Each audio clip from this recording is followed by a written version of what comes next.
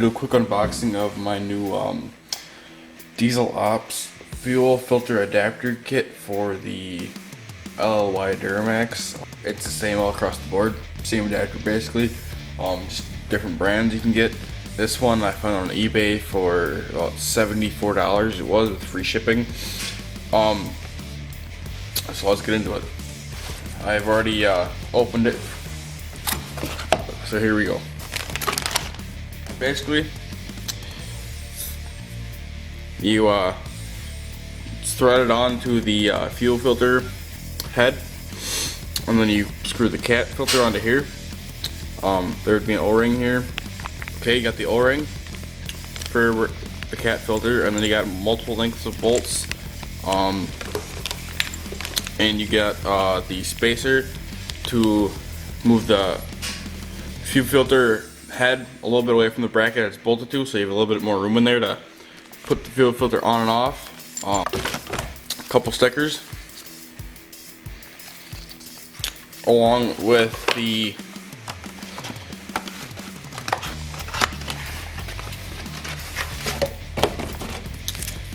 cat fuel filter. Alright guys, I'm going to show you how to install the cat fuel filter adapter kit for the LLY Duramax. Take the connectors out of the inner wheel well, or fender well. I'm missing a couple on mine from doing the fuel filter multiple different times over the years. Yeah, so anyways, they're out. Time to pull the plastic well out, and I'll get back to you. Alright, I got that out. Now it's time to go in and take the stock fuel filter with the water sensor off. Keynote about the water sensor there at the bottom. Sorry about the bad filming. I'm on my phone. Anywho, that sensor, when you disconnect it, don't worry about it. Just tie the connector out of the way. You will not throw any codes. I've done lots of research looking into it, and everywhere I look it says no codes, no problem. So yeah, just take the fuel filter off with the sensor, and then you're done with that.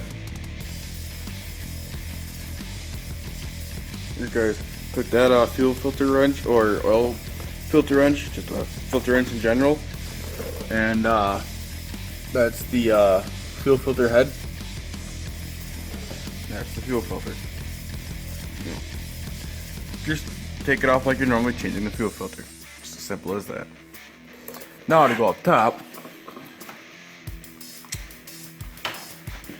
you need to take this bolt. If I can find it. Try to look through the camera. This bolt and this bolt out. Then take the spacer and put it right in here. And then you take two of the longer bolts. You have to figure that out for yourself. I got two different lengths. You may just get one different length. I don't know. Depends on the brand you get. This is again Dieselops brand. You then put the new bolts in with the spacer, so that way it moves it out, you know, half inch whatever, quarter inch whatever the spacer is thick. Alright guys, quick update. I got the fuel filter head loosened up, and I did find it easier to take the air intake tube off from the filter housing to the turbo horn, inlet horn. Just makes getting this bolt easier to loosen up. It is a 12 millimeter. Yeah, so I'll finish pulling those bolts out, getting the spacer in, and put the new bolts in, and then I'll give you guys another update. Alright guys, I got both bolts out. Fuel filter head just kind of hangs there now. There's one little thing I would like to address, and that is, trying to get you a good angle here.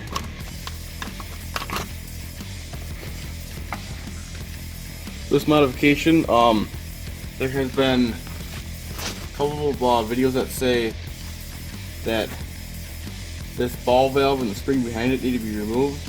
And other ones have said they do not. I'm going to try to go with not removing it and just see what it does. They say it loses its prime, but others say, the ones that do not remove it, say there's no issue with it.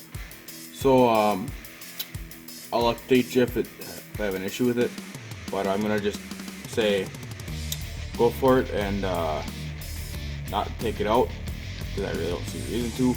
If you do take it out, there's one Torx and another Torx up here that you can see by my finger. They are a T22 Torx.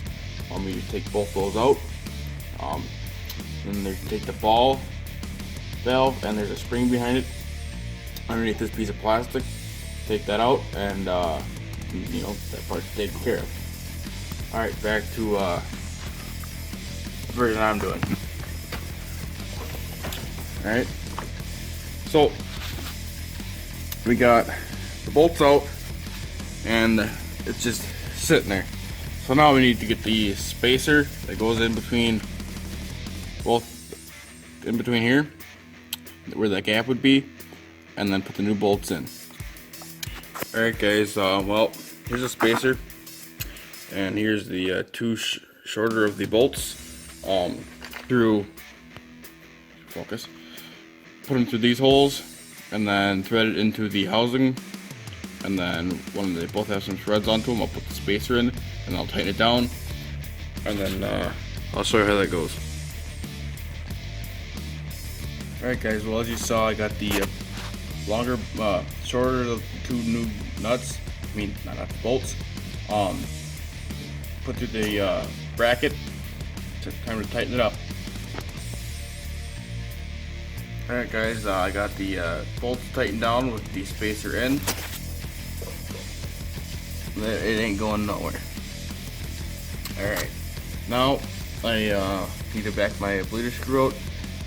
Yes, it's aftermarket. I have another video that shows how to do that, which is very simple. Next step, just about as easy as the rest. Take some diesel fuel from your old filter and run along your seal on this side. Probably should run some down along the inner seal too, and then screw it on just like everything else. And then the next step after this is take the seal that came with it and put it on here, you know, with some diesel fuel on it. Then take the when you go to put the filter on, rub that seal down with some diesel fuel also. That way everything's lubricated when you tighten it up, and it gets a good seal. Alright, I'll get back to you. Just an FYI, when you put that on there, if it happened to me, may have happened to you, diesel fuel came down through that center. And another thing, when you get that tightened down, take a towel, just household towel like I did, or shop towel, or some towel of any sort that's clean, and wipe off that surface. Wipe the surface off right there, so that way you get a good seal. And then time to go grab that O-ring and throw it on. Okay, I got the rubber O-ring on. Now it's time to take the filter out of the package, throw some diesel fuel on the seal, and tighten it on. Alright guys, well, I got the adapter installed along with the fuel filter installed, and all seals have a coating of diesel fuel on them for lubrication. In my case, when I tighten the fuel filter on, the adapter also spun to get tighter too. So it may happen to you, may not, depends on how tight you get that adapter initially. I guess my only concern with this kit is when you go to take the filter off, will the adapter come with it, or will it stay in place? I guess I'll find out in 6 months-ish when it comes time to put a new filter on. Alright, now time to turn the ignition on so the fuel pump turns on, and prime the system, and then I can put the wheel well back in, and then you're good to go. Alright, I got the fuel filter that I had primed. Got the bleeder screw tightened down. So time to put the intake tube back on and the wheel well back in, and I should be good to go. Alright, I got the intake tube hooked back up and band clamps tightened back down. Band clamps are a 8mm, if you were wondering.